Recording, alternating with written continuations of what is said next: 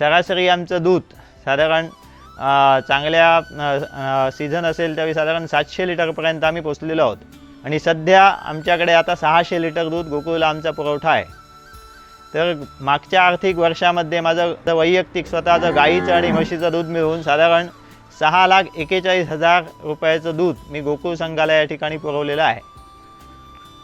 तर त्याप्रमाणे गोकुळच्या ज्या सेवा सुविधा आहेत की डॉक्टरची सेवा आम्हाला चांगल्या प्रकारे मिळते, त्याचप्रमाणे गोकुळचं पशुखाद्य या ठिकाणी आम्ही वापरतो।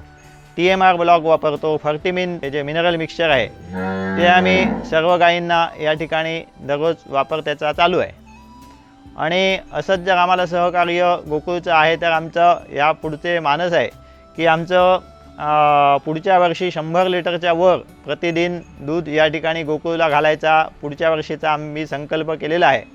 आणि संस्थेचं म्हणाल तर पुढच्या आर्थिक वर्षामध्ये सरासरी 1000 लिटरचा टप्पा या ठिकाणी आम्ही गाठण्याचा या ठिकाणी मानस या तुमच्या माध्यमातून आम्ही व्यक्त करतो आणि लवकरात लवकर तो आम्ही पुढे नेऊ।